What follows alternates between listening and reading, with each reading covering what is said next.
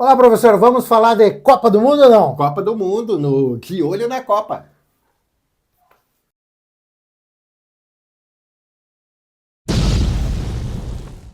Olá, amigos do canal do Prof. Dida, estamos chegando aí, como vocês viram na chamada, professor Gilson está aqui conosco.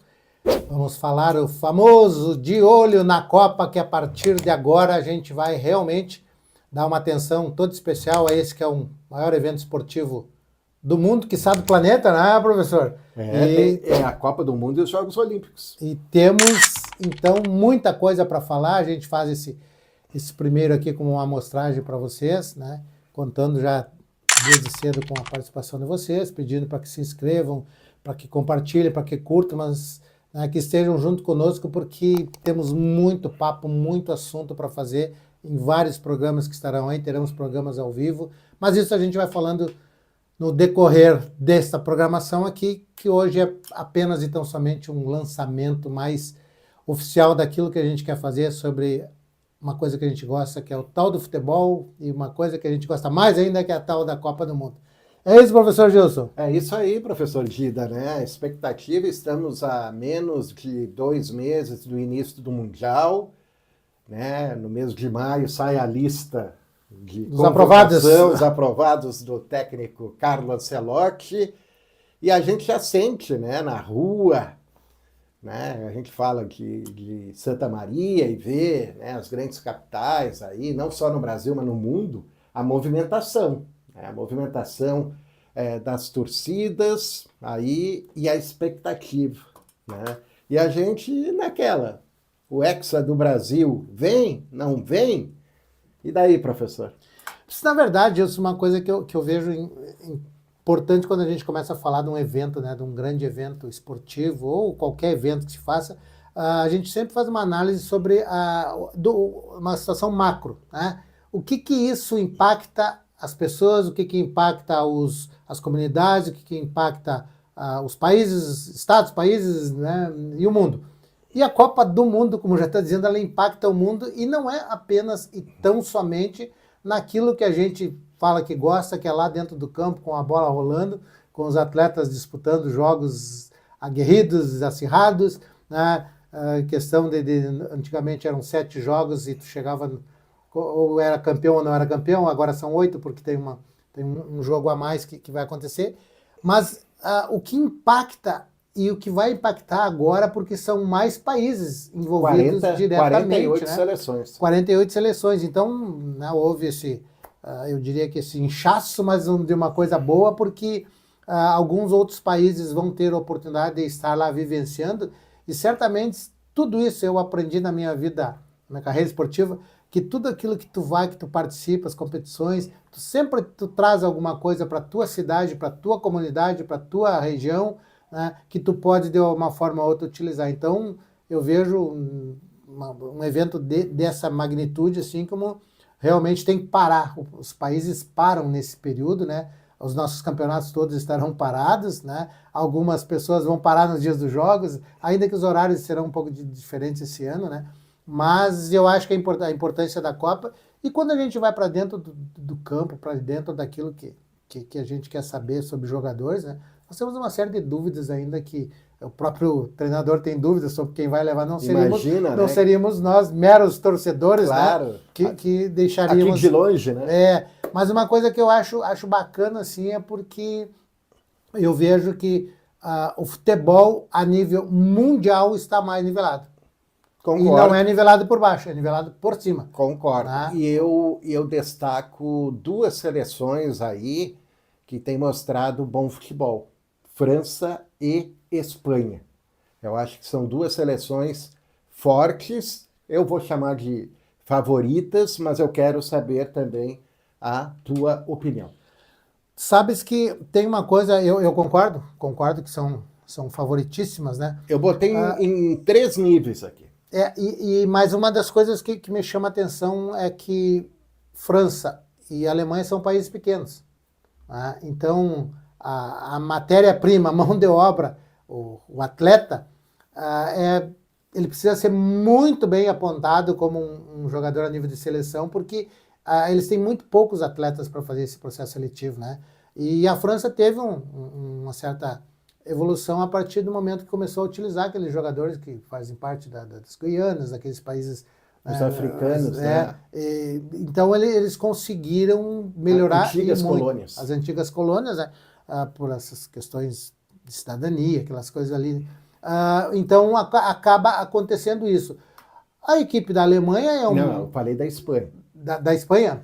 A equipe da Espanha. Espanha. França e Espanha. Eu falei de confundir aqui, mas a Espanha... é pequenininha também. É pequena também, mas de muito tempo eles têm uma coisa assim no aspecto cultural da formação de atleta. O trabalho de base é muito bom. E ele vem, porque eu sempre costumo falar, né? Todo mundo é maravilhado com o trabalho do Guardiola, com aquelas coisas todas que fez, mas isso aí tem um histórico que é bom a gente falar para que alguns até vão buscar para nos contestar, mas que tudo isso tem a ver com um cara chamado Rinus Michels, que foi treinador da seleção da Holanda, que acabou todos esses princípios básicos que são do desenvolvimento do futebol da Espanha tem muito a ver com o Rinus Michels, porque a partir dali veio o Johan Cruyff e essa geração toda de grandes atletas, aquele carrossel holandês, né? O Barcelona adora treinador espanhol, holandês, né? Rijkaard. Porque foram todos eles criados, né? Pela metodologia Rinus Michels. Então, eu vejo que a Espanha ela vai ser assim, ó, eternamente não, mas durante muito tempo, ela vai ser uma seleção que vai ser tida e a vida como uma que pode chegar. E a base é Barcelona e Real Madrid, né? Real Madrid. Que é uma base até para o mundo. Para o mundo. Para as outras seleções. E aí eles aliaram uma coisa que eu acho sensacional também. Eles aliaram a evolução na forma de gestão esportiva. Isso logicamente foi uma das coisas. Porque a Itália também tentou durante um período fazer isso, tinha um trabalho. Só a Itália rende um outro programa, né? De novo, terceira Copa, né? E acabou que, por exemplo, a Itália se mantém naquele pragmatismo deles, né? De jogos truncados, não houve não houve uma evolução, não houve uma formação de novos atletas, não houve uma retroalimentação. E a Itália vem capengando. Terceira Copa do Mundo sem a Itália, o trabalho de base, né, que foi uma proposta até, né, do jogador, aquele que errou o pênalti em 94. Daqui a pouco a gente vai lembrar, porque o cara errou o pênalti, era para ser tão famoso pra gente, né? O centroavante, né? É o meio campista. Daqui a pouco a gente lembra. A gente lembra dele e ele projetou um plano, né, em cima das categorias de base, e esse plano não foi executado. Exatamente em função de uma coisa, porque quando teve aquele boom dos anos 90, que inclusive treinadores brasileiros foram trabalhar, muitos jogadores saíam daqui ou jogar na Itália, acabava que nós tínhamos, assim, a Itália era o Eldorado. Exatamente, né? O Eldorado, muitos brasileiros foram para lá. Né? Mas a Itália em si não formou jogadores. Ela não se preocupou com essa preparação, com essa organização lá da sua base. E acabou que aqueles atletas... Roberto Baggio. Nós tivemos uma coisa assim, que eu acho ela fundamental. Nos últimos anos, nós estamos vendo a seleção da Itália com jogadores numa faixa etária muito elevada. Né? Buffon e aquela... Quando terminou esse grupo aí, Pirlo, Gattuso, esses caras, terminou o futebol. Porque não teve uma retroalimentação. E a Espanha, não. E a França vem fazendo isso muito bem. Inclusive, teve outra seleção que eu achei que estava num caminho bastante bacana nisso, pelo trabalho da formatação de novos jogadores, que era a Inglaterra. Mas a Inglaterra, agora, parece-me que ela está naquele processo todo de... A Premier League tem muito mais atletas de fora do país do que propriamente atletas de lá. E a gente aqui, hein, importando também. Então... Muita gente. Isso eu tô vendo que daqui a um tempo nós vamos pagar essa conta. Eu acho que a gente já está pagando agora, porque se a gente for olhar, tem pouca renovação também, hein? Falam do trabalho do Tite em 18, em 22, mas tem muitos jogadores que ainda, né, são oriundos aí das seleções que foram preparados pelo Tite, hein? Mas tu sabe, assim, Gilson, uma das coisas que me preocupa muito, assim, ó, nós temos muitos atletas hoje dentro de um cenário da seleção brasileira que são atletas que sequer jogaram aqui no país. É. Tá? Então, não podemos mais dizer que eles têm uma cultura esportiva brasileira, ainda que o Brasil não tem uma cultura, mas falta essa identidade. E nós estamos incorrendo, na minha concepção, nós estamos incorrendo num erro muito grave, que é assim, ó, nós abdicamos daquele jogador que quebrava a linha, que ia para o duelo individual e que ganhava um lance e decidia o jogo. Nós estamos perdendo isso dentro do Brasil, porque nós estamos trazendo jogadores de fora que trabalham sobre outra metodologia, sobre outra filosofia de trabalho. Então, a gente tem essa dificuldade. Dentro do Campeonato Brasileiro, nós não temos jogadores assim, e os jogadores nossos que saíram mais cedo não são assim também. Tá? E aí nós vamos depender, jogadores velocistas, jogadores de lado de campo, que não vão mais para um contra um. Eu não sei, hoje eu ainda, se nós fizéssemos uma discussão, que a gente vai fazer isso mais adiante também, mas se a gente fizesse uma discussão sobre qual é o melhor jogador, o jogador mais brasileiro que a gente tem no momento, né, eu diria assim, ó, queira ou não queira, o jogador mais brasileiro que ainda nós temos é o Neymar. E eu acho que depois ele, o Pedro. E é isso que faz com que, né, o Ancelotti fique ainda com mais cabelos brancos, porque ele está numa encruzilhada. Né? O Neymar vem fazendo um trabalho, vem se preparando, só que, né, o rendimento dele ainda segue abaixo, e daí tem as questões fora de campo, mas o Neymar hoje ainda, né, é a principal figura do futebol brasileiro no país. Não, e eu diria mais assim. E essa questão de ter o estilo brasileiro, ele continua. Porque eu diria mais ainda assim, porque nós tentamos, e olha que tentamos, nós tentamos fazer o Vinícius Júnior ser um jogador nativo brasileiro, nós tentamos achar que um Paquetá é um jogador nativo brasileiro, nós descobrimos outros aí que estão fazendo bons campeonatos, Premier League, bons campeonatos mas fora. Estão lá fora, né? Já tem a cultura europeia do sistema tático. Então, mas eles não são... eu não vou dizer que eles não sejam grandes jogadores, não é isso. Só que eu estou dizendo que eles não têm aquela essência do futebol brasileiro, porque eu tenho assim, eu tenho uma coisinha que me incomoda demais, é com o termo craque no futebol. Mas isso assim, vamos bater no peito, né? A mídia é culpada disso. Daí se defende dizendo que não se faz mais craque como antigamente, quando aparece um jogador diferenciado, né, ele já é elevado à condição de craque, né, e não é. A gente tem saudade de Romário, Ronaldinho Gaúcho, Rivaldo, né? A gente tem saudade dessa turma aí. Então é difícil. Hoje a gente não tem esse jogador aí que a gente vai dizer assim, vai chegar, né, lá na Copa do Mundo e vai decidir para o Brasil. Porque esta coisa que para muitos parece que a gente é saudosista, que a gente está querendo viver de um passado, na verdade não é isso. O que eu acho que mais interfere nesse processo é que as pessoas elas não querem acreditar que nós temos pessoas em condições de desenvolver trabalhos para que tenhamos uma formação dos nossos atletas naquele nível que nós tínhamos antes. Porque hoje toda a estruturação para um trabalho de formação evoluiu demais. Mas o que nós fomos fazer? Nós fomos buscar metodologias europeias, né? Começou um tempo atrás, lá que era a minha grande queixa, assim, nós íamos buscar as coisas, né, dos Estados Unidos, que nunca tinha participado de uma Copa do Mundo, depois nunca tinha ganho nada. E a gente vai lá e busca porque os caras estão estudando. Mas eles estão estudando aonde? Dentro dos laboratórios deles lá. E nós temos aqui do nosso lado, dos nossos vizinhos, na minha concepção, a melhor faculdade, a melhor escola de formação de treinadores, que é a Escola Argentina.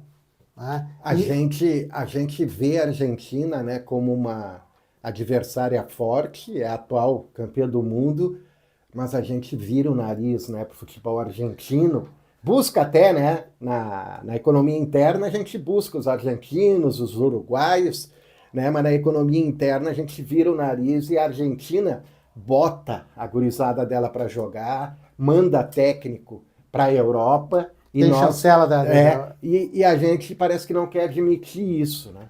E essa coisa que tu bem falasse aí, né, da Argentina e do Uruguai, poxa, nós tivemos uma escola de treinadores uruguaios ali formados pelo Oscar Tavares, né? E a gente tem uma Argentina lá do Bielsa. E aí os caras dizem, o Bielsa não ganhou nada, mas assim, mas ele é um treinador que não ganhou nada. Só que todos os treinadores formados por ele, perguntem para a maioria desses grandes treinadores se eles não têm nele como uma grande referência. Porque talvez ele tenha... O próprio Guardiola, né? Fala muito, muito bem dele, assim. E ele foi ovacionado, né? Quando teve com o Uruguai, agora na Inglaterra, pelo trabalho que ele fez no Leeds United. Porque ele levou para lá essa cultura do jogador ter qualidade técnica, da disciplina, claro que sim, né? Da disciplina também, que a Argentina pega muito, não naquele aspecto do atleta ser disciplinado e não chegar, não ser marrento, não. Na disciplina tática.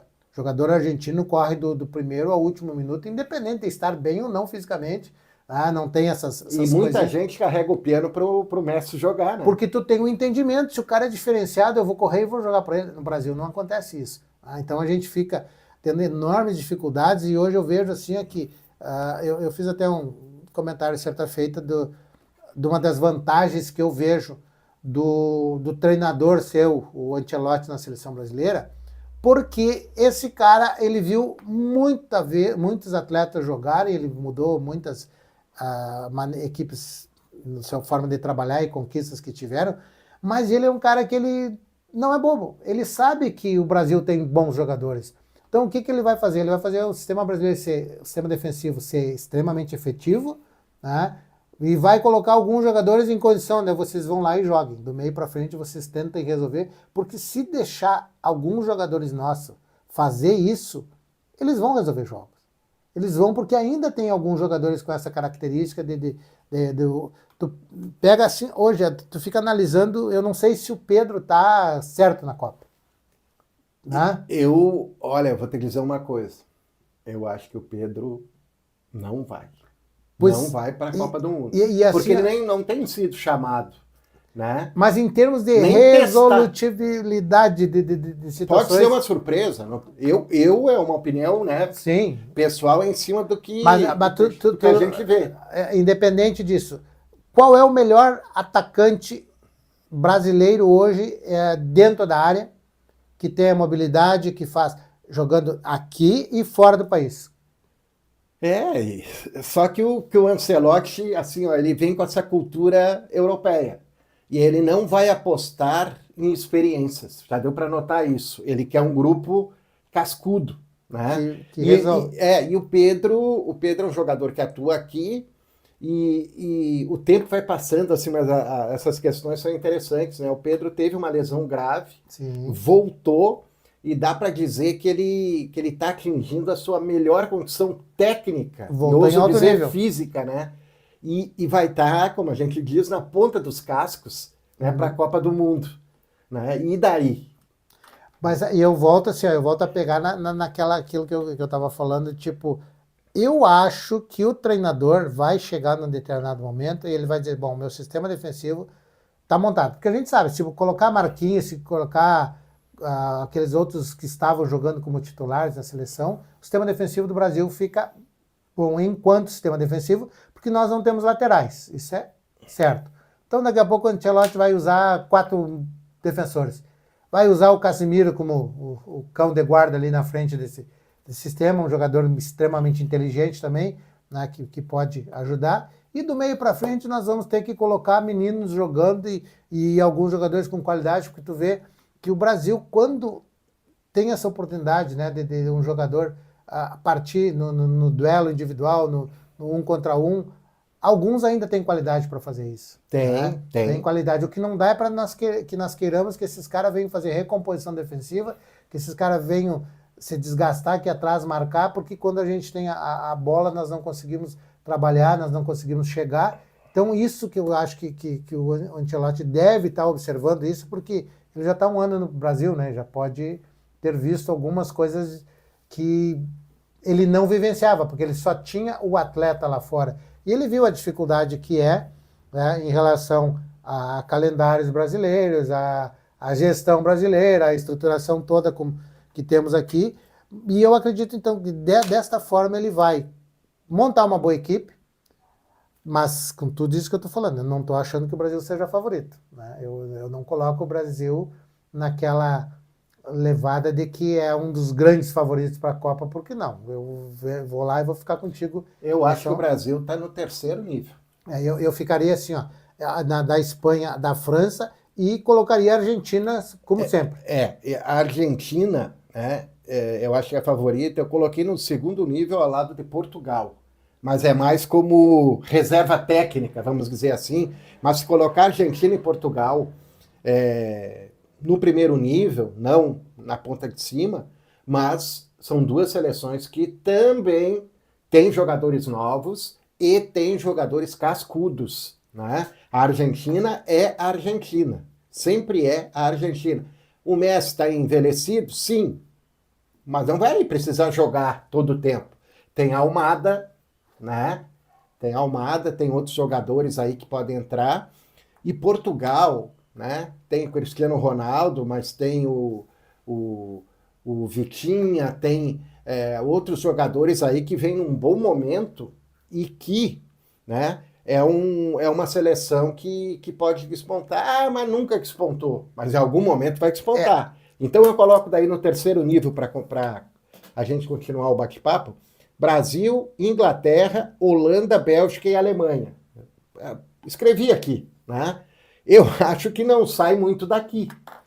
Eu assim, até concordo, né, contigo nessas tuas anotações aí, porque vai ficar muito próximo daquilo que está sendo desenvolvido na Europa, né? Então... E assim, ó, vamos falar em time? Podemos falar? Claro, rapidinho? Tranquilo. Alisson, remanescente. Danilo, ele disse que vai convocar. Pode jogar de lateral e zagueiro, remanescente. Marquinhos. Tem o Gabriel Magalhães, que vinha jogando. Tem o Bremer. Militão. Né? Militão. Tem o Éder Militão e tem o Bremer agora. E na lateral esquerda tem o Douglas Santos, que apareceu, e o Alexandro. Né? Só que, assim, ó, é incrível, né? Eu sou de um tempo, professor Dida, que a gente dizia que lateral se fazia em casa. Verdade. E hoje a gente não tem esses laterais, né? Não tem Até Cafu, porque teve um problema. não tem Jorginho, não tem Roberto Carlos, não tem Júnior, né? Até porque nós não os fizemos. Os laterais agora, muitos novos, todos eles saíram muito cedo, foram para a Europa pegar o... Aí que tá o... E a Europa não é muito daquela de usar esses laterais jogando lá na frente. Daí o meio-campo. Casimiro é o homem de confiança. Sim. O Bruno Guimarães, eu acho que bom jogador, vai voltar, né? E daí, né, quem é que vai ser o homem da criação ali, o homem que vai ajudar? Né? Ele vem usando o Matheus Cunha, né, que a gente conhece como atacante. Né? Tem o Matheus Cunha, daí na frente tem o Rafinha, tem o Vini Júnior, eu acho que esses dois aí devem ser titulares, né? Apesar que o Vini Júnior na seleção ainda, na minha modesta opinião, ainda deixa a desejar, mas... E comando do ataque? Né? Tu falaste no Pedro, será que ele vai levar o Endrick? Né? São perguntas assim que a gente vai colocando, né? Colocando. Essa fala do Endrick, sabe, o Endrick vem de encontro a uma das coisas que eu penso assim, ó. Por que eu acho que o Ancelotti vai fazer isso? Ele vai arrumar o sistema defensivo, ele vai fazer Eu acho que não vai fugir muito disso. E assim. do meio para frente, ele vai deixar alguns jogadores com condições técnicas individuais... mais liberdade. De jogar. Ele vai fazer o pega-ratão do Filipão aí... Tipo, né, dá bola pro cara. Porque o Endrick, se tu der a bola para ele rebenta o jogo. Né? Porque a velocidade é importante, né? Mas tem que ter alguém que dê esse passe. Para essa bola chegar lá. Então a gente precisa... E não é qualquer um. A gente precisa ter um cara pensante ali, que recebe essa bola e não é mais aquilo assim, é tipo, o cara tem que pegar, pisar na bola, esperar o time sair. Não, não é isso que eu tô falando. Porque hoje a intensidade é muito forte, se eu fizer isso, não dá tempo de... Não é o cadenciador. Não é o cadenciador, mas nós precisamos de um cara que pense, que tenha a lucidez de saber a hora que tem que acelerar o jogo e a hora que tem que fazer essa bola ser trabalhada. E que também tem a qualidade de passe, porque nós temos bons jogadores. O Paquetá seria esse jogador, mas não vive um bom momento, né, no Flamengo. E assim, ó, o Paquetá, eu nunca consegui descobrir qual é realmente a função do Paquetá. Sabe? Isso. Onde ele joga. Porque ele passou por muitos espaços e é bom jogador. Sim, é bom ouso dizer que ele é um jogador superestimado. Não tira a qualidade. Claro, não. De forma alguma. Mas eu acho que esse teu termo superestimado, ele vem de encontro àquilo que a gente falou ali atrás sobre craque, né? Quem é craque? Né? A prateleira de craques, ela tá muito vulgarizada, tá muito... qualquer jogador que um pouquinho é craque. Não é todo mundo. Né? E não, nós não temos. Nessa própria seleção assim que tu acabaste de colocar aí. Mas daí vai ser em cima do jogo coletivo. No coletivo. Não... E aí que eu me apego de novo no E as figuras individuais, assim, em algum momento vão ter que resolver. Sem dúvida. Porque quando chegar naquela fase do mata-mata e os jogos vão ficando mais difíceis e equilibrados, entra a individualidade. Qual será a individualidade do Brasil que vai brilhar na Copa? Eu já ouvi que o Neymar poderia ser convocado para ser um falso 9.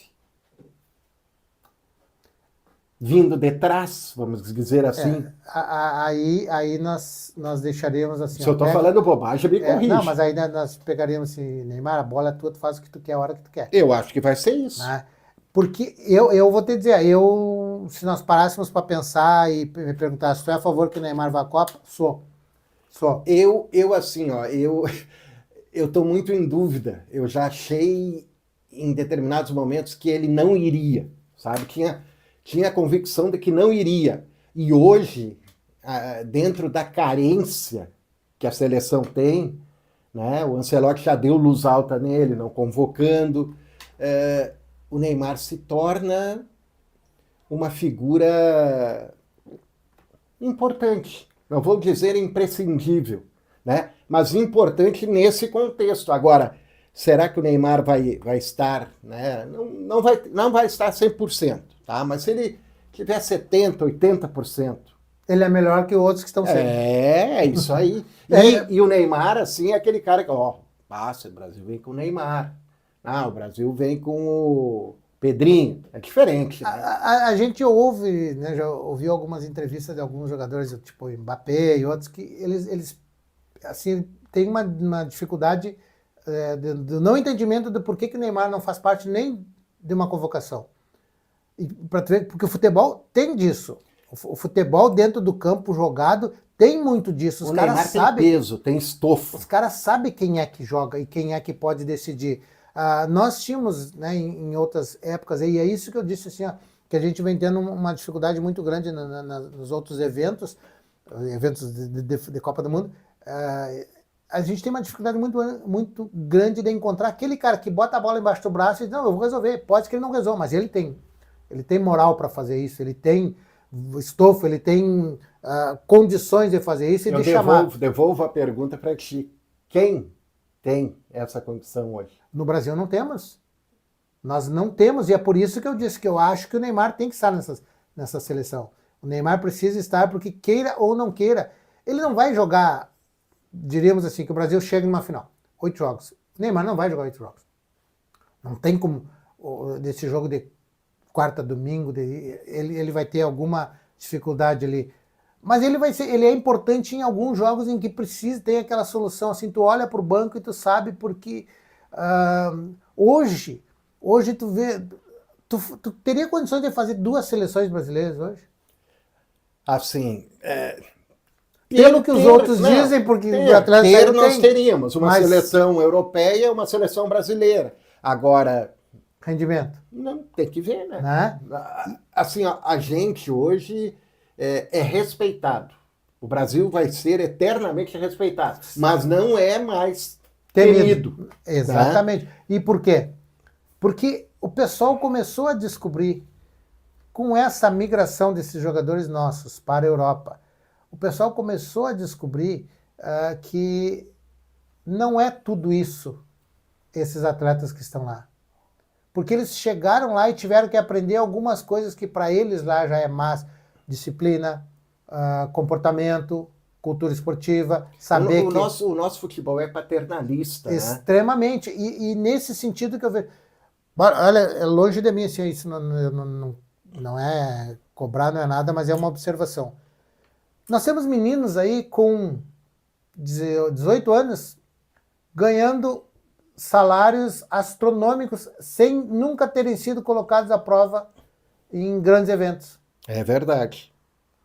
Mas daí entra aquela questão, né, do primeiro, segundo contrato e logo, né, o clube que preparou esse jogador, aí ele vai precisar do recurso e esse jogador tem que ir embora.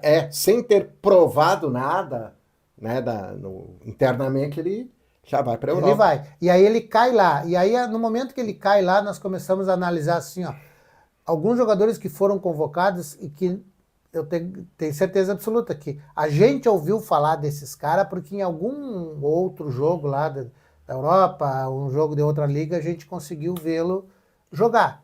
Então, o fulano tá jogando lá no time tal da outra lá, que nem é protagonista, nem chega nas competições. Esse cara é brasileiro, esse cara saiu do Brasil. A gente não conhece esses jogadores. É diferente de outras épocas em que tu sabia, não, tá o fulano, o Beltrano e o outro lá, e a gente sabe quem eles são. Né? E nesse sentido que eu não encontro, porque a minha prateleira é aquela assim, o craque são muitos poucos caras que eu diria que são craques. Né? Muito poucos. Bons jogadores temos muitos. Né? Jogadores que poderiam botar a mão no peito, bater e dizer assim, deixa que eu vou resolver o jogo, nós não temos. Nós não temos. E isso faz falta na hora decisiva, na hora H, né? Na hora do vamos ver, né? Eu ouvi uma fala que parece que os caras... Essa aqui não é água benta, né? Não, essa é a água da boa. Porque uma das coisas que quando o Neymar disse que dá a bola em mim, no time de Santos, dá a bola em mim que eu vou resolver então. Porque ele sabe que está todo mundo naquela expectativa de que o Neymar pode resolver. Mas a qualidade técnica é muito pequena dos outros, até para dar o passe. Às vezes eles não conseguem nem dar o passe. Não conseguem a dificuldade no raciocínio, a velocidade do pensar. A parceria não é boa. Né? Não é boa, então isso acaba complicando. Mas agora quando tu colocar, por exemplo, uma equipe lá atrás, bem estruturada defensivamente, que tu não precise ficar toda hora naquele volta, recompõe, faz, acontece, rouba a bola, não sei o que eu vou fazer, porque outra também, nós temos que ter um entendimento. Os treinadores de seleção têm muito pouco tempo de trabalho com esse atleta dentro do campo. A cada convocação, tu vai para dentro do campo fazer 4, 5 posicionamentos e assim, até já pegando um gancho, né? Fala de um treinador aí, treinador do Grêmio atualmente, que ele diz, não tem tempo para treinar, a gente só vai pro vídeo, já vai pela... Então tu parte daquele princípio que todos os atletas são... O aspecto cognitivo é altíssimo. E a gente sabe que não. Não são. A gente sabe que não. Tem muitos atletas que eles fazem aquilo dos treinamentos, repete, mas aí ele tem a metodologia e a filosofia do treinador que está trabalhando com ele. Aí quando tu mudar, o cara tem uma certa dificuldade, porque às vezes o treinador não fala com o jogador, às vezes o treinador manda o seu auxiliar falar e o cara não entende, e aí às vezes tu tem uma movimentação que tu tem que entender que o treinador aquele gosta disso, e é por isso que eu acho assim, que o Ancelotti vai se dar bem no Brasil, né? Vai conseguir fazer alguma coisa, porque ele é um cara de diálogo, e ele tem uma experiência muito grande na relação com o jogador, e tentar, vou ajeitar aqui, o cara, deixa o cara ganhar o jogo na bola. Uma consideração, né, que eu preciso fazer, alguém vai rir do que eu vou dizer, né? Que a chance do Brasil, né, ganhar a Copa está no jogo coletivo e na armação defensiva. Porque ele vai armar defesa forte e vai explorar o contra-ataque, a jogada rápida com os seus atacantes velozes. Eu acho que é por aí, né? Então, É por aí. Então, eu tô vendo por aí. Há a possibilidade do Brasil ir adiante, quem sabe chegar numa final. Então, eu tô vendo que tu tá concordando comigo em umas coisas, tipo assim, ó, que o Ancelotti é o cara certo, porque ele vai fechar a casinha bem feitinho. Isso. Ele sabe como fazer. É algo que a gente não imaginava. Agora, eu vou te provocar agora. Aí tu tinha dito que o Brasil precisa de um jogador com a cultura do futebol brasileiro para quebrar as linhas, para esculhambar o esquema tático adversário, né? E a gente fala que o lado defensivo é que pode garantir isso, né? Para garantir que tu tenha algum jogador lá na frente que possa, ele não se preocupe em voltar para marcar. Eu vou citar também o Luiz Henrique, tá? Que entrou bem na seleção. Muito bem. É uma boa opção de ataque aí para meter uma sombra tanto no Rafinha como no Vini Júnior. E o que ele fez? Pegou a bola e fez o quê? Eu vou para dentro deles. Uma eu vou passar, uma eu vou conseguir. Então é nessa levada que tu tá concordando, tipo assim, ó. Qual é o coletivo que nós vamos ganhar? O coletivo que nós vamos ganhar seria exatamente assim, ó. Vocês não sabem jogar, então vocês marquem. Vocês não sabem desenvolver algumas coisas, então nós vamos tentar nas individualidades. Claro que eu não estou querendo dizer com isso que o time do Brasil vai ser um bandelô correndo dentro do campo. Não é isso. A Itália ganhou muita Copa do Mundo jogando assim. A própria Alemanha, né? E a gente temia assim, como que nós vamos superar Itália e Alemanha, né? Na marcação, né? E hoje a gente se coloca no lugar deles, né? Tu sabe que isso aí tem uma coisa que eu sempre falo, né? E não é em tom pejorativo. Eu sempre disse assim, ó, a Itália, a vida toda deles, o futebol foi pragmático. 1-0 a goleada, tá bom. Claro. A Alemanha tinha essa mesma leitura até o momento em que começou a formar um número muito grande de bons atacantes e os caras empilhar gol, mas nunca descuidou do sistema defensivo. Não. Né? Então, nesse sentido que eu vejo, assim, ó, que o Brasil, se tiver um bom sistema defensivo, que eu acho que o Ancelotti vai conseguir fazer isso, ele vai entrar nessa levada aí que daqui a pouco o Rafinha não vai ser titular desse time, porque o Luiz Henrique não vai deixar. E o cara tem estofo para botar quem ele quer jogar. Talvez um desses treinadores nós tivéssemos por aí. Eu acho que tem duas dúvidas aí. Eu vou chamar do terceiro homem do meio campo, mas na realidade é aquele homem que vai jogar, né? Vai criar as jogadas ali, é o responsável por pifar os jogadores. E se o Ancelotti vai usar um centroavante nato, né? Ou vai colocar alguém que rode e que movimente. Eu acho que são essas duas questões aí. Mas tu sabe por que eu estou te dizendo que eu entro nessa outra assim?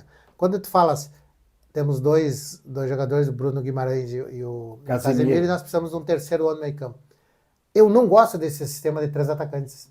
Nunca gostei daqueles 2 de flanco aberto, de lado de campo. Mas ele vai ter que puxar 2, então, para ajudar no meio campo e deixar 2 à frente. O que eu entendo, que eu sempre gostei de fazer e acho que é o que mais se assemelha, nós temos que deixar que essas jogadas de bola pelo lado do campo, feitas de fundo de campo, elas precisam ser feitas por homens do meio campo. Porque eles são elementos surpresa que eles chegam lá. No momento em que quando criaram umas tecnologias maravilhosas aí, quando o cara dá amplitude, quando o cara dá verticalidade, aí amplitude, tu abre os espaços do campo, tu bota o cara lá em cima da linha lateral, com o pé trocado, com não sei, o cara tá lá em cima do... E o meio campo aqui tá aberto, e quando tu perde uma segunda bola ali, meu Deus, é um Deus acuda, porque aí nós temos a dificuldade, todas as equipes têm dificuldade na recomposição defensiva, porque nós estamos com essa tal dessa amplitude, nós estamos com o campo muito alargado e a gente não consegue preencher o espaço maravilhoso que tem ali naquele meio. Tem um meio-campista que vem se destacando, hoje joga no Botafogo, o Danilo, que é um homem que ajuda na marcação e chega fácil. Chega lá. Então, Bruno Guimarães também faz isso. Então, assim, o que eu... Paquetá o que queria que fizesse isso. Se o Paquetá entender que ele vir para dentro do campo, ir no lado para fazer jogada, mas ele vir para dentro do campo, eu acho que aí ele passa a ser esse homem que tu quer do enganche, que o pessoal chama. Isso, né? Exatamente. Mas a gente não pode querer, e eu continuo insistindo, essa é a minha opinião, né? Aquela história de tu ter amplitude com, ao mesmo tempo, ter dois atacantes extremamente abertos, porque tu fica na eventualidade sempre de uma bola longa, que aí não é a velocidade do jogador com a bola, nós estamos confundindo a situação do jogador veloz com bola e daquele jogador que corre quando a bola é jogada num ponto lá adiante. O Ancelotti botou o Matheus Cunha para movimentar do meio campo para frente, né? Nos dois lados, correndo e voltando para roubar a bola, né? E deixando, né? Agora a gente vai ter que ver quem vai. Tu falaste no Pedro, né? O Pedro vai brigar com o Endrick, com o João Pedro e com o Igor Thiago, que eu acho que corre por fora. Né? O Igor Thiago, né? eu acho. O Richarlison, eu acho que não vai. Não, Richarlison. Né? Mas foi chamado, recebeu a oportunidade. E não vai fugir muito disso. Mas aí que eu venho de encontro aquilo que eu estava te falando. Ó, que daqui a pouco, se tu tiver. E tem mais um Martinelli ainda pelo lado esquerdo. Se tu tiver um Endrick no time jogando, qual é a posição desse menino? Eu acho que ele vai ser. Pode ser um meio atacante. Ele sempre foi um meio atacante. Um meio atacante. Sempre foi um meio atacante, porque ele gosta de jogar de frente pro gol. De frente pro gol. Então ele não vai jogar lá dentro. E contra a Croácia, ele foi o responsável pelas 2 assistências. Qual era a posição, função do Luiz Henrique quando surgiu jogando? Ele nunca foi aquele cara de lado de campo paradinho em cima da linha. Quem é aquele cara de lado de campo paradinho em cima da linha e que eu acho que aí esculhambou com a carreira dele em alguns momentos, é o Vinícius Júnior. Porque ele é um jogador que ele tem muito recurso, um cara que finaliza com os 2 pés, um cara que consegue... Mas no Real Madrid ele consegue jogar. Não, mas aí tem outra coisa, aí tem uma cultura toda da equipe do Real Madrid. E ele fez isso com o próprio Carlo Ancelotti. Mas, de novo, eu vou te dizer, aí tem uma cultura da equipe Real Madrid. Tirar ele do Real Madrid, ele não joga em outro time. Ele não está conseguindo jogar na seleção brasileira. Que tem a base europeia. Dos jogadores europeus. Mas assim, ó, se tu parar para analisar friamente... Eu também não gosto do rendimento dele na seleção. Fica muito abaixo. Mas é importante, deixa eu explicar por que eu entendo que o Vinícius Júnior faz aquilo que faz no Real Madrid. Porque o Real Madrid joga em função do Vinícius Júnior. E ele pifa o Mbappé. Ele pifa. Porque ele está consagrando o Mbappé. Ele complica sobre todos os outros aspectos. Briga fora do campo, dentro do campo, está sempre envolvido em polêmicas. E o Mbappé só quer jogar futebol e fazer gol. Então ali tá tudo certo os dois. Tá tudo certo, porque ele vai dar pro cara, ele fica feliz em abraçar o cara, maravilha, esse é o futebol coletivo. Só que no Brasil, ele vem pro Brasil e os caras olham, o Vinícius Júnior é o cara que era para ser bola, era isso, era aquilo, então ele vai resolver o jogo. Ele não tem essa capacidade. Ele não tem essa capacidade, porque tu vê que o Real Madrid, ele tem uma cultura... Ele é o pifador também? Ele é pifador, pode ser. Pode ser o pifador? Pode ser, porque ele tem essa coisa, mas só que quando ele chega num time de futebol, e isso assim, quando a gente jogava futebol, ainda que em outras instâncias, quando a gente jogava futebol, aí te convidava para jogar numa equipe, tu ia lá, esses caras, esse cara é bom, ele é habilidoso, ele faz não sei o quê. Tu chega num time, esse cara aqui vai resolver o nosso problema do jogo. E é isso que acontece com o Vini Júnior. Ele vai resolver o problema da seleção. Ele não tem essa capacidade de resolver o problema da seleção. Ele ajuda e muito no Real Madrid, porque tem muita qualidade lá dentro. E os jogadores jogam e treinam junto uma semana toda, um mês todo, né, um semestre todo.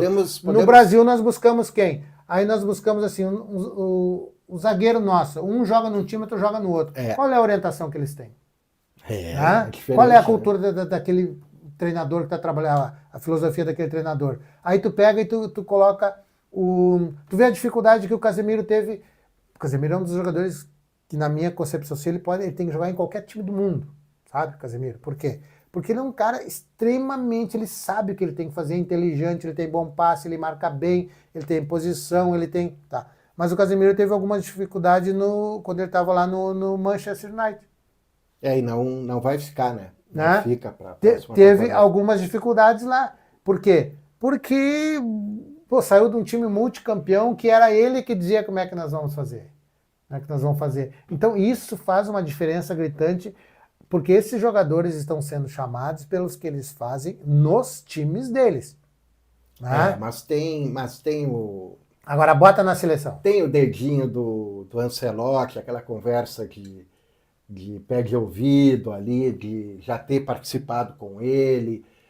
Claro que ele se cerca, né, dos melhores, busca as informações. E aí que eu te digo assim, ó, aí que eu acho que... Porque o dele também está na reta, claro, vamos combinar, né? Claro que sim, ele veio com essa ideia, esse é o desafio... No mínimo, ele tem que chegar às quartas de final. E se for eliminado, já vai ter problema. Vai a corneta vai pegar. Ele tem que fazer diferente dos outros, ele tem que chegar. Mas por que eu acho que... Aí, lembra que eu venho falando bastante tempo sobre isso, que eu entendo que o Ancelotti, ele tem essa coisa de entender o jogador, dele conversar, ele é um cara experiente, ele jogou futebol também, ele ganhou todas as coisas possíveis em todas as equipes por onde trabalhou. Ele disse que ele corria, carregava o piano para o Falcão brilhar. Né? Então, assim, ó, ele sabe que tem jogadores que precisam fazer isso. Ele sabe disso. E ele sabe que na seleção brasileira também precisa ser isso. Porque os títulos que o Brasil conquistou, nós tínhamos muito bons jogadores, nós tínhamos craques e nós tínhamos jogadores comuns que integravam esses plantéis aí campeões. Né? Em 70, né, o Zagallo teve que achar lugar para todo mundo. Né? Botou os caras para jogar, do meio para frente vamos jogar e vamos marcar e vamos ajeitar. Então, assim, ó, o que eu do Ancelotti, eu sou apaixonado pela forma como ele conduz as suas equipes, que é um cara que a gente vê que ele conversa, que ele sabe, que ele entende, que ele tem uma leitura muito boa do jogador, do que o jogador pode fazer. Então ele pega o jogador e faz o jogador do jeito que ele quer que jogue. E nós estávamos tendo um problema no Brasil, que nós tínhamos uma situação assim, ó, muita vaidade, nós tínhamos o dinizismo, nós tivemos o dorivalzismo, nós tivemos o titismo, e não pode, nós não temos essa competência para fazer isso, porque os jogadores não estão jogando no Brasil. Os jogadores estão jogando fora daqui. Né? E o Ancelotti faz o contrário, ele vem de lá, sabendo quais são os bons jogadores que a gente tem para fazer, e ele não vai ter nenhum problema, tenho certeza absoluta, nenhum problema daqui a pouco ele ter que colocar o Luiz Henrique porque o cara entrou no jogo e arrebentou o jogo. Ele não vai ter nenhum problema botar o Danilo porque o Danilo entrou no jogo e arrebentou o jogo. Por quê? Porque ele também está na reta. E ele tem responsabilidade também. Né? E sabe como fazer. Então, claro que tudo, de novo eu vou dizer, não se tem tempo para trabalhar, agora eles vão ter da convocação até o início da competição, vai ter uns 30 dias juntos, né? Que aí tu pode ainda... Não chega. Mas não chega ali, chega, no máximo 20 dias de preparação, porque tem muita viagem. É um tempo maior do que se tem. Porque aí tem uma outra grande diferença. Como ele já conhece todos esses jogadores e ele conhece todas as equipes, as seleções europeias que vêm, que são as que vão incomodar. Ele conhece todas porque ele estava vivendo esse meio lá. Né? Então, ele certamente fica mais fácil para ele em conversar com os jogadores, ajeitar daqui e dali. Mas quando nós tínhamos os treinadores, e aí que eu vejo a diferença do cara de fora fazer isso dentro da seleção brasileira. Nós tínhamos os nossos treinadores, qual era o dia a dia dos nossos treinadores? Era o Campeonato Brasileiro. Era o Campeonato Brasileiro. Aí olhar um jogo pela televisão, acompanhar, botar os caras lá, fulano, tu vai lá e assiste tal jogo, o outro assiste tal jogo, então... Mas, professor, eu acho que a gente tem que meio que se organizar aí, né, porque o de olho na Copa vai longe, né? Vai longe. Uma última questão, então. Ryan, ex-Vasco, agora jogando na Premier League. Tu acha que tem alguma chance? Acho que não. Acha que não? Acho que não. Porque assim, ó, eu peguei aqui ó, a última seleção que jogou contra a Croácia, né? Levou ali antes o show de bola contra a França ali, que foi pesado. Complicado. Né? Bento, né, foi o goleiro, já que o O Alisson. estava machucado, o Ederson ficou no banco. Ibañez, né, que deu a vaga para o Danilo, Marquinhos, Léo Pereira, eu acho que também não vai. Acho que não vai. Não. E o Douglas Santos, que é um achado. Se assim. for, é porque não tem outro. É aquilo que a gente falou. Tem o Kaique Bruno aí do Cruzeiro também, mas Casimiro, aqui tem o Fabinho, que é veterano já, o Danilo do Botafogo e o Andrei Santos. E o Bruno Guimarães. E o Bruno Guimarães que está fora.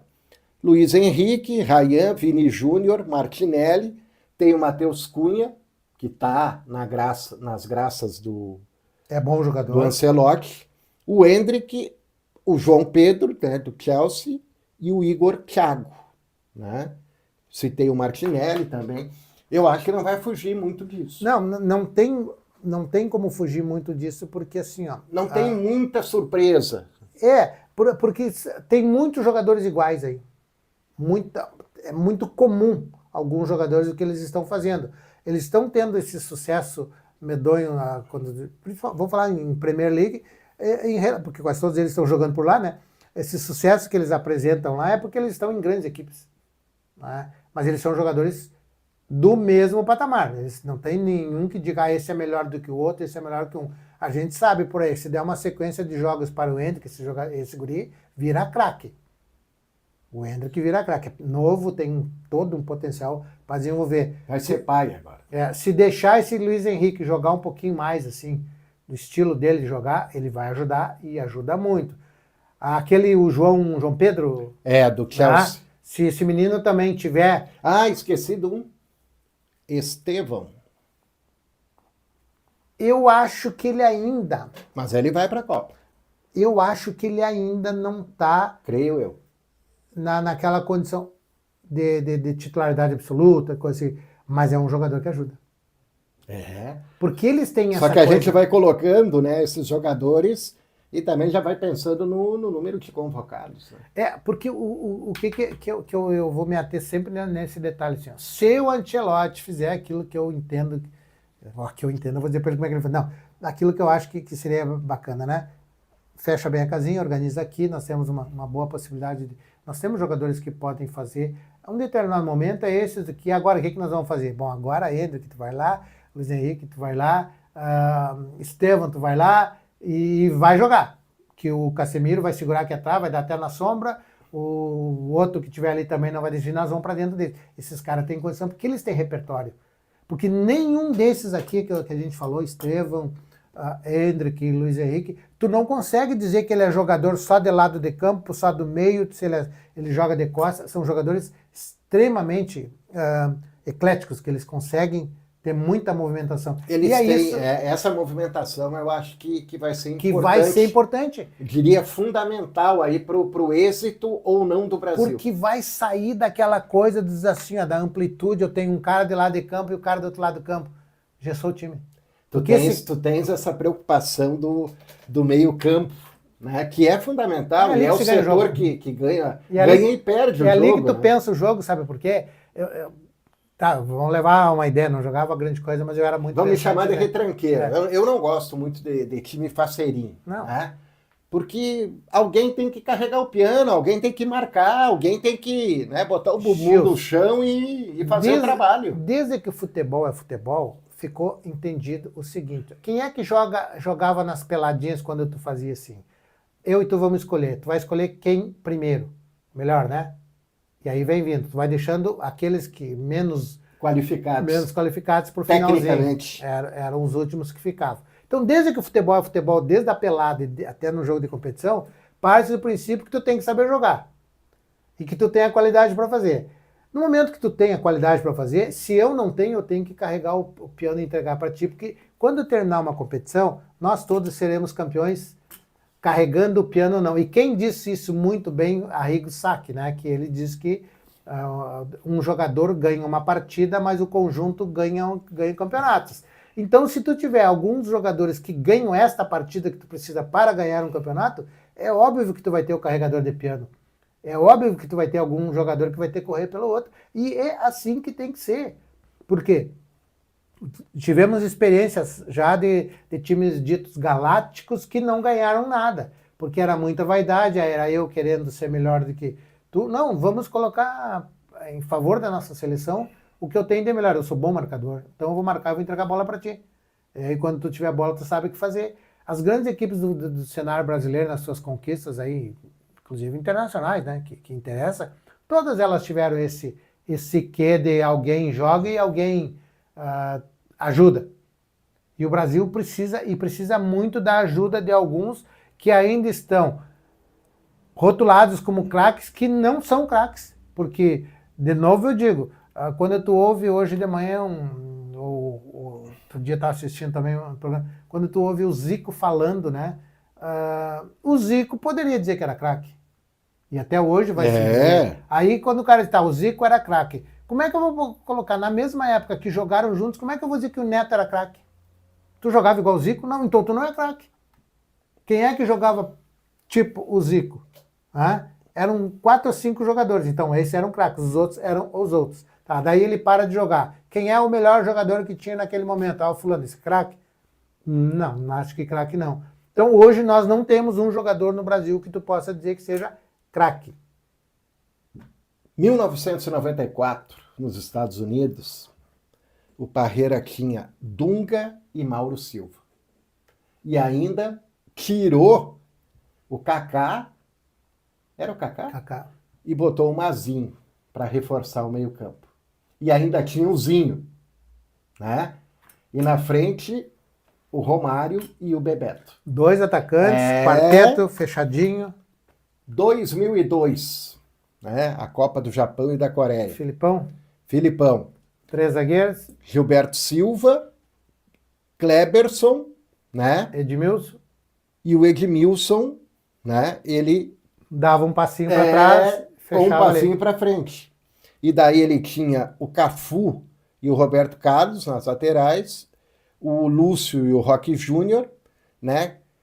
Na penúltima linha, né? Ronaldinho Gaúcho e Rivaldo, né? O Ronaldo e o... Aqui está o Júnior, acho que está errado aqui. O Bebeto? Não, 2002. 2002. Era o Ronaldo, né? Eu vou buscar para acertar isso aqui. Mas, né? Por favor, olha só, Gilberto Silva e Kleberson, né? Mas jogador que sabia jogar, né? Ronaldinho, Gaúcho, o Rivaldo e o Ronaldo. Aí nós temos gente que qualquer um deles pega a bola e diz, deixa que eu vou jogar. Deixa que eu vou jogar, né? Tínhamos assim, ó, a zaga do Brasil, o Lúcio para craque não servia, mas era um jogador que realmente fazia o sistema defensivo funcionar. Com o Edmilson, que tinha uma qualidade de passe, que tinha uma saída boa também. Então, assim, ó, aí houve uma imposição de trabalho forte do Filipão, né? Trabalho forte dele, e com esses jogadores que poderiam a qualquer momento, né, decidir uma partida. Mas o grande viés, a grande coisa assim, ó, que eu digo é que nós perdemos essa geração desses grandes jogadores, né? Hoje a formatação do Brasil, ela depende muito desses meninos, eu digo meninos porque eles saíram daqui para jogar e aprenderam uma nova metodologia de trabalho, uma nova cultura esportiva, e que eles agora estão lá fora e que a gente ainda fica aqui achando que nós fazemos grandes jogadores, mas eles saem muito cedo e a gente não consegue identificá-los como grandes jogadores porque eles não participaram aqui conosco. E aí quando tu vê os mais recentes que a gente está falando aí, ó, a gente está falando dos mais novos, o Hendrick, que revolucionou aqui no futebol, do Estevão, né, do Luiz Henrique, o Danilo agora que aparece, por quê? Porque esses caras estão numa prateleira acima dos demais, né? E isso, inclusive, nem há uma como é que se diz, uma unanimidade que o Lucas Paquetá é jogador de seleção. É verdade. Então a gente tem que ter essa leitura, esse cuidado aí, porque... Mas Copa do Mundo nós vamos falar muito, né? Vamos. Aonde? Aonde que nós vamos falar? Vamos de olho. Vamos pensar assim com vocês. Nós temos 2 olhos, nós temos 4 aqui. Aí eu tô de óculos E é- ainda e é- hoje. e Tem imagina- um cara que tem que botar óculos, mas não botou. É verdade. ele é rebelde. Imagina que nós estamos assim Pode pegar. com um aparato todo, né, de pesquisa, Mostra, professor Gilson mostra o livro. Ó. pesquisando. Estamos- Esse é o Almanaque do Brasil nas Copas, aí tem tudo a respeito do Brasil. Celso Unzelt e Gustavo Carvalho, né, fizeram o trabalho de pesquisa.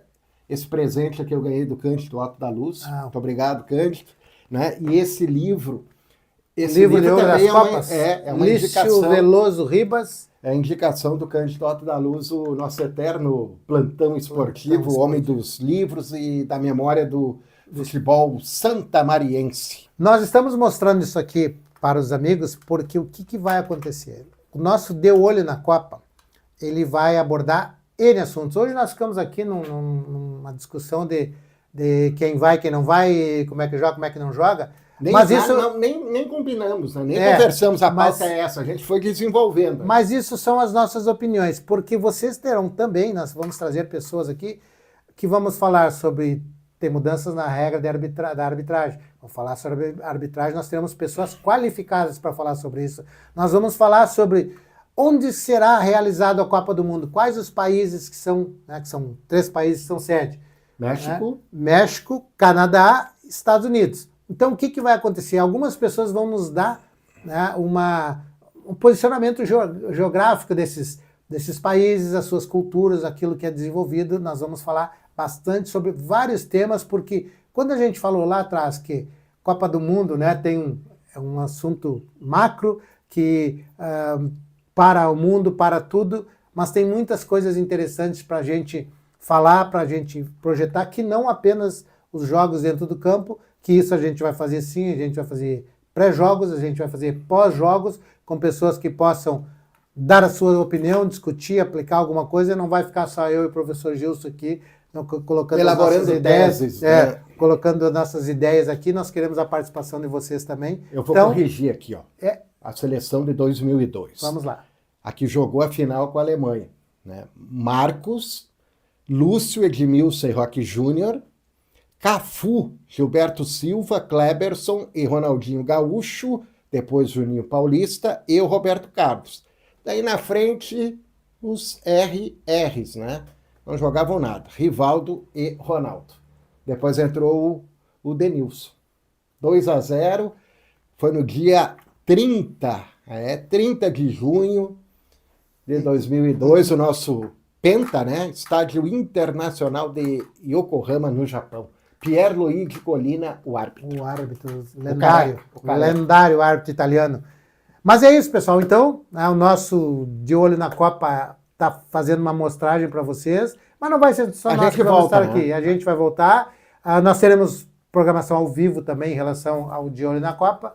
Hoje é só uma mostragem aqui daquilo que a gente vai fazer. Vocês já viram também, tem uma logo nova do nosso do canal. E vocês viram que aqui tem um espeto também, que de quando em vez nós também teremos o nosso Futchugas aí funcionando atento. Então, pedimos a vocês que nos deem aquele privilégio da curtida, o privilégio do comentário, da crítica, né, e da inscrição no canal, que isso vai nos ajudar muito. Professor, Muito obrigado. ficamos por aqui? Ficamos Acho por que aqui. rendeu e comentem, critiquem, para nós Mandem sugestões. vai ser importante isso, tá bom? Grande abraço. Grande abraço a todos.